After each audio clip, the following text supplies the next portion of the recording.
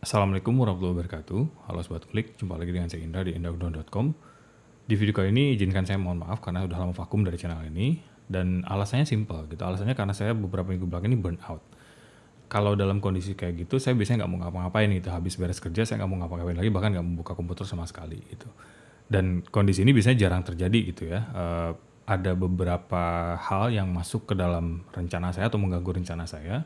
Kemudian menyita hampir 100% waktu saya fokus ke sana gitu. Dan urusan kerjaan ini sampai membuat urusan saya di rumah pun dan keluarga saya pun tidak terperhatikan. Kemudian side project saya juga terbengkalai. Dan paling parah adalah saya juga jadi nggak bisa ngerjain yang lain ya gitu. Jangankan untuk hobi saya sendiri, keluarga di rumah aja nggak keurus itu. Karena bayangkan saja feature yang sudah dijanjikan 3 bulan sebelumnya kepada manajemen, kemudian orangnya resign, dan mereka berharap feature ini dirilis dalam beberapa minggu ke depan. Dan itulah yang akhirnya membuat saya burn out. Nah, lalu bagaimana caranya saya recover dari kondisi seperti ini gitu. Nah, dalam kondisi seperti itu, sistem perlawanan saya satu-satunya adalah shutdown gitu. Shutdown itu ya saya nggak mau ngapa-ngapain, nggak mau ngomong sama siapa-siapa, chat juga saya tutup gitu ya. Saya nggak mau pegang handphone sama sekali, nggak mau pegang handphone untuk urusan komunikasi gitu ya. Quiet time itu menurut saya sangat membantu pertama. Kedua juga saya baru baca bukunya Jack Knapp yang Make Time, bagaimana caranya kita membuat atau mengorganisir waktu gitu ya. Karena istilahnya mereka bagus gitu, ada istilahnya busy bandwagon, orang yang selalu sibuk, tapi sibuknya bukan untuk fokus dia sendiri, tapi fokus ngerjain kerjanya orang lain. Kemudian di sisi lain juga ada istilahnya infinity pool, di mana kita melakukan hal-hal yang nggak penting, yang membuat kita terdistract dari pekerjaan kita yang sesungguhnya gitu ya. Di dalam buku itu sebetulnya ada beberapa hal yang atau ada beberapa poin yang saya suka gitu. Pertama, ya kita intinya harus mengontrol waktu gitu ya. Karena kalau dalam to-do list kita gitu, istilahnya to-do list itu dia juga nggak suka istilahnya to-do list, karena to-do list itu biasanya berisi dengan tugas-tugas yang orang lain minta terhadap kita, bukan tugas yang ingin kita kerjakan sendiri gitu. Jadi di situ fokusnya adalah buat satu highlight setiap hari apa yang ingin kamu capai pada hari itu gitu ya. Jadi highlight itu nggak perlu banyak-banyak misalkan gitu ya. Jadi jangan berpikir bahwa kita pengen mengerjakan semua hal dalam satu hari, tapi kita atur dengan rencana kita sendiri kapan kita mau ngerjain itu, tapi ada satu highlight yang harus kita complete. Misalkan kalau highlight saya kemarin, saya ingin buat POC bagaimana membuat integration test di GitHub Action gitu ya. Misalkan dengan setup atau spin database sendiri, kemudian menjalankan aplikasi backend kita dan melakukan unit testing terhadap database yang ada di dalam kontainer di sana gitu. Itu highlight yang bisa dilakukan dalam waktu 1 hari, tapi kalau menurut buku itu sih sebetulnya highlight itu harus bisa dilakukan dalam waktu 90 menit minimal gitu ya. Dan jangan terlalu lama juga gitu, mungkin 90 menit sampai 2 jam gitu. Dan itu adalah waktu fokus yang biasanya idealnya dipakai untuk itu. Jadi kalau kita ingin membuat sesuatu atau kita ingin melakukan sesuatu dalam hari itu, usahakan kita punya spare waktunya minimal 90 menit, karena kalau kurang di 90 menit kita nggak akan bisa fokus gitu. Nah, jadi kenapa dengan membuat highlight ini membantu? Karena ketika kita melakukan highlight itu, kita betul-betul ngeisolasi kita dari semua hal yang lain, termasuk distraction apapun juga gitu. Bahkan di buku itu menyebutkan bahwa ketika si Jack Knapp-nya nulis buku itu, bahkan family saja nggak jadi priority di situ gitu, karena dia punya fokus highlight. Bukan berarti kita sama sekali mengignore, tapi cuma tidak jadi priority aja gitu, karena prioritas utamanya pada saat itu untuk dia adalah menulis gitu. Itu yang membuat saya juga recover dari kondisi itu gitu ya. Karena bayangkan mengerjakan satu task yang panjang itu achievement-nya tuh lama gitu ya. Jadi kita kan sudah terbiasa mendapatkan atau mencapai sesuatu dengan mudah, cepat, dan itu membuat kita puas gitu. Sedangkan kalau kita mengerjakan sesuatu yang sangat kompleks, kepuasannya itu akan terdelay, kita akan tertunda gitu ya, agak lama, karena untuk mengerjakan itu perlu waktu yang lama, sehingga untuk mencapai kepuasan itu juga akan lama, dan itu akhirnya menyebabkan kondisi kita juga agak sedikit stres gitu ya. Jadi kalau misalkan ini adalah satu project yang sebetulnya dikerjakan dalam waktu 2 minggu, berarti kan kepuasannya tertunda gitu. Sedangkan kalau misalnya kita mengerjakan project atau task yang kita bisa lakukan setiap hari dan berhasil, kepuasannya cepat nyampe ke kitanya, dan kitanya ngerasa puas, mood kita juga terjaga gitu ya. Dan itu yang bikin saya kemarin berpikir bahwa apakah memang task ini sangat susah gitu sehingga saya nggak bisa mencapainya, atau memang mood saja gitu kondisinya. Dan saya biasanya tes ini dengan saya ngerjain kerja-kerjaan lain yang lebih kecil. Yang penting saya ngerasa ada achievement pada saat itu gitu, untuk menjaga supaya mood saya tetap stabil selama project itu berjalan gitu. Dan ketika kita melakukan pekerjaan, kita kan harus punya integritas gitu ya. Integritas itu diawali dari komitmen kita untuk mengerjakan itu gitu ya. Parahnya dengan kerjaan seperti itu adalah awalnya saya tidak berkomitmen untuk mau mengerjakan itu. Mereka pikir semua engineers itu sama gitu ya. Artinya siapapun kalau misalkan disuruh ngerjain itu langsung bisa. Padahal kan sebenarnya kan kita perlu ngumpulin semua itu dulu gitu. Kita perlu tahu domain knowledge-nya, bagaimana kita mau ngetesnya gitu, bagaimana user scenario atau user story yang mau kita present nanti ketika showcase gitu ya. Dan itu semua nggak bisa instan gitu ya. Tapi kadang-kadang tim produk tuh nggak bisa memahami hal itu, bahwa kompleksitas dari sisi teknis mereka nggak mau tahu gitu. Sedangkan deadline aja yang mereka peduliin gitu ya. Ya tapi untungnya sekarang kondisi saya udah semakin baik dari sisi mood, dari sisi pikiran, dari sisi segala macam lah udah mulai oke.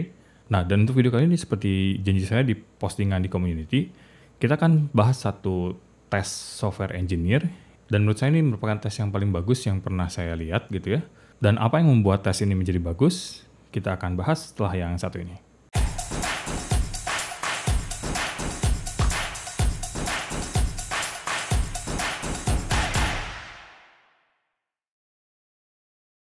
Oke, sebelum saya sharing tentang tesnya, saya mau menceritakan tentang latar belakang bagaimana saya punya ide untuk membuat video kali ini.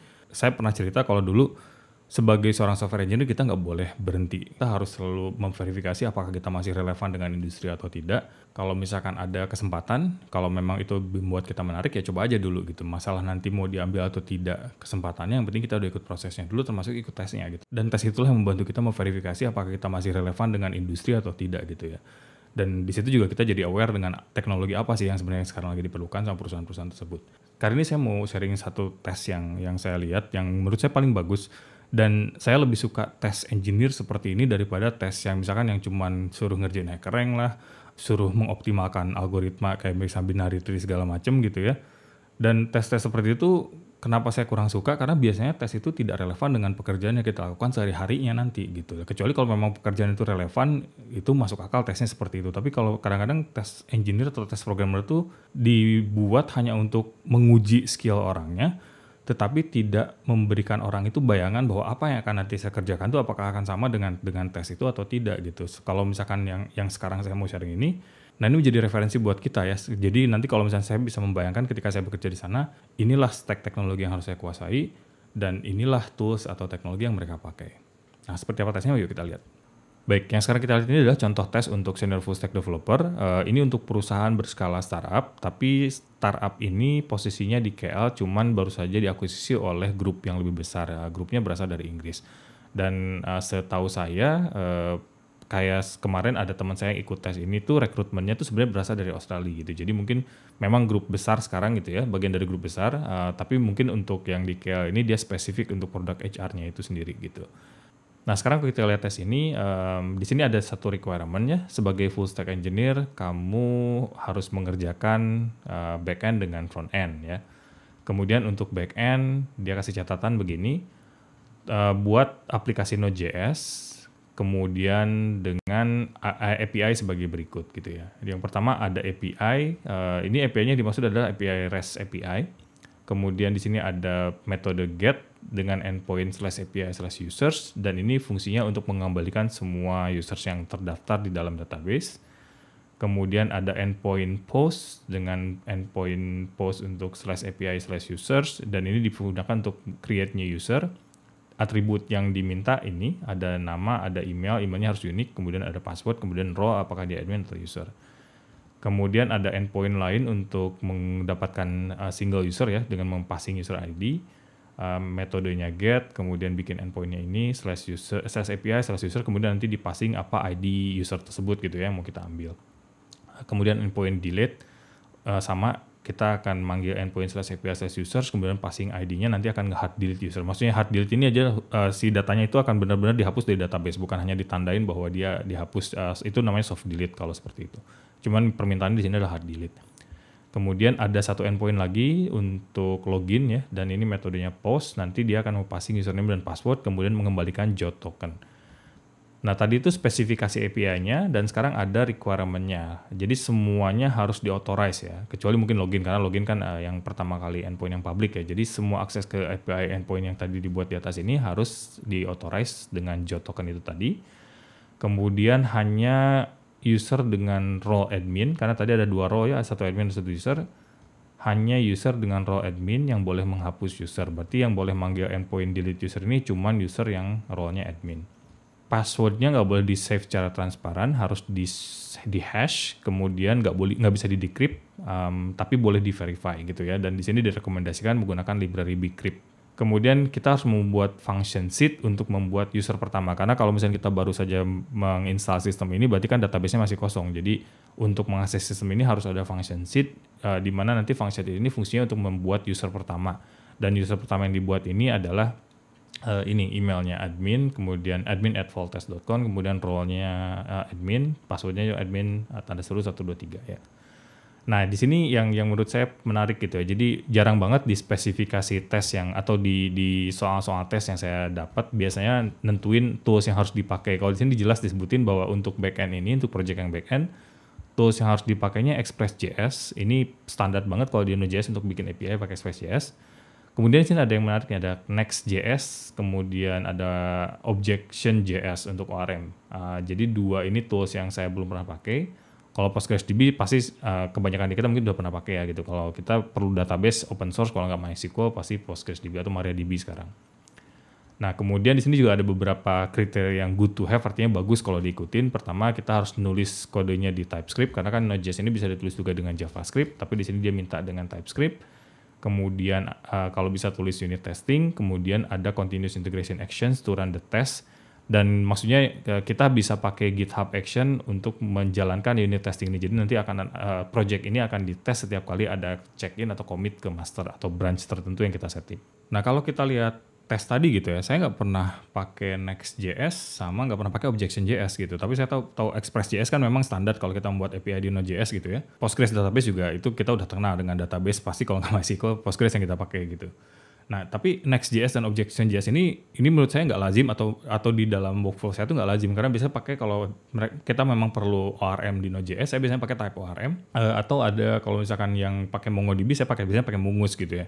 Tapi Next.js dengan Objection.js ini saya belum pernah pakai. Nah, tetapi kan kalau kita tahu konsepnya ORM, apalagi kalau misalkan ini kalau saya lihat Next.js ini lebih kental atau lebih mirip dengan kalau kita berangkat dari Laravel gitu ya. Jadi ada script buat migration, ada script buat seeding segala macam, itu persis sama kayak Laravel. Kalau kita pernah pakai Laravel, begitu lihat dokumentasinya Next.js dengan Objection.js ini nggak ada masalah ya, karena mirip aja gitu, sama aja kurang lebih, bedanya bukan PHP ini Node.js gitu. Nah, kemudian untuk sisi klien, di sini kita harus membuat single page application dengan React.js dan di dalamnya ada satu halaman untuk login, kemudian halaman untuk melihat daftar user dengan actions delete. Kemudian juga kita harus membuat halaman untuk membuat user baru gitu ya. Catatan-catatannya adalah menggunakan basic style of your choice. Di sini saya nggak begitu paham ya, tapi kan kalau saya terjemahkan mungkin di sini saya bisa pakai apakah material UI atau saya mau pakai Bootstrap atau saya mau pakai InDesign gitu ya. Jadi di sini dia nggak menentukan kriterianya apa. Tapi di sini ada catatan yang pentingnya itu delete feature hanya visible ke admin role. Jadi kalau tadi di API-nya dia juga ada spesifikasi endpoint delete hanya bisa dipanggil oleh admin, sedangkan di UI-nya feature delete hanya boleh kelihatan sama admin. Jadi kita harus hide tombol atau actions delete-nya kalau user yang login bukan admin.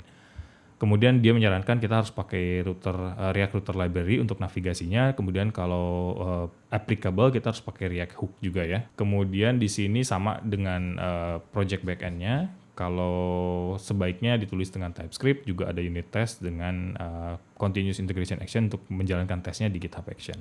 Nah, jadi bisa kelihatan kan gitu ya. Kenapa tes ini menurut saya paling oke? Karena dengan modal effort timnya atau HRD-nya membuat tes seperti ini, menurut saya itu kan lebih efektif untuk menyaring orang yang tepat gitu. Nah, kadang-kadang kendala kesulitannya gini, kadang-kadang ada orang yang sangat bagus dalam hal teori ya, tapi dia belum punya pengalaman banyak di sisi praktek. Jadi dia nggak pernah tahu, misalkan pakai ORM, dia tahu, dulu saya pernah ngetes engineers masuk ke perusahaan kita, di kampusnya dia belajar ODBC aja gitu, dia belum mengenal apa itu ORM dan bagaimana mengenal ORM. Jadi dia membuat connection stringnya dengan ODBC biasa, nggak tahu gimana cara membuat pakai ORM gitu ya. Tapi kalau misalnya kita tadi lihat tesnya, di tes itu jelas disebutkan bahwa kamu harus menggunakan Next.js dan Objective.js. Karena kalau kita nggak sebutkan itu, dan kita cuma kasih aja, misalkan kamu harus menggunakan Node.js untuk membuat backend. Banyak banget gitu ya. Mungkin yang saya kuasai atau yang saya bisa sekarang beda dengan apa yang perusahaan minta gitu ya. Ada effort nanti ketika kita join, kita harus belajar lagi apa yang perusahaan bisa. Tapi kalau dengan kayak gini, kita dikasih waktu 2 minggu untuk mengerjakan tes, kemudian juga dia sudah menyebutkan kriterianya, paling tidak kita kan sudah mulai riset dari sekarang gitu ya. Dan kalaupun kita diterima, paling nggak kita udah pernah tahu gitu. Kita udah pernah tahu ORM ini, karena waktu ngerjain tes masuk perusahaan itu juga kita belajar hal itu. Jadi pas kita masuk nanti, kita udah tahu, udah terbiasa dengan hal itu gitu. Itu sebabnya kenapa saya lebih suka tes-tes seperti itu daripada tes yang algoritma itu tadi ya. Menurut saya lebih relevan dan itu fair gitu ya. Fairnya dalam arti dari sisi perusahaan bilang saya minta atau saya nyari orang yang bisa melakukan hal ini. Kemudian dari sisi kita, oh berarti kalau saya bisa melakukan hal ini dan tes saya lulus, berarti artinya fair dong buat saya kan gitu ya. Ibaratnya kalau kamu nge-reject saya juga bukan karena masalah sisi teknikal saya nggak bisa, saya bisa mengerjakan tesnya, tapi kamu tetap nggak terima saya gitu. Atau misalkan di sebaliknya, kalau misalkan saya nggak bisa nih ngerjain tesnya dan saya gagal di tesnya, saya tahu diri dong kalau saya nggak diterima karena perusahaan nyarinya orang yang bisa melakukan hal itu, tapi saya nggak bisa melakukannya. Jadi ya kalau nggak diterima juga saya harus nyadar dan tahu diri bahwa kemampuan saya nggak nyampe sana misalkan gitu ya. Baik, untuk video kali ini cukup sekian. Kalau misalnya teman-teman atau Sobat Ngulik ada yang berminat untuk mendapatkan kopi dari tes ini, silakan gabung di Discord kita di garasinulik.com, ada link invitation di sana. Ya, jadi nanti rencananya kalau misalkan sudah dapatkan tes ini, Sobat Ngulik bisa nyoba sendiri ngerjain tes itu. Kemudian kalau misalkan minat nanti kita bisa compare solusi ya, dan kita bisa bahas solusinya gimana gitu ya. Dan kalau misalkan bisa mengerjakan ini artinya kan sebetulnya kalau mau ngelamar di perusahaan ini juga udah bisa gitu. Dan kalau memang berminat nanti saya bisa kirim linknya di mana perusahaannya, base-nya tetap di Kuala Lumpur, tapi yang di Kuala Lumpur ini sebetulnya dulunya startup. Nah, startup ini diakuisisi sama induk perusahaannya di Inggris gitu ya. Dan kemarin tahu saya yang berkomunikasi intensif dengan kita itu adalah HRD-nya yang dari Australia gitu. Mungkin ini grupnya grup besar. Jadi kalau misalnya teman-teman minat atau Sobat Ngulik minat bisa saya sharing nanti ya, dan bisa nyoba lah gitu kalau memang bisa ngerjain tes seperti ini. Oke, kali ini saya pamit dan sampai jumpa lagi di video saya berikutnya. Ciao.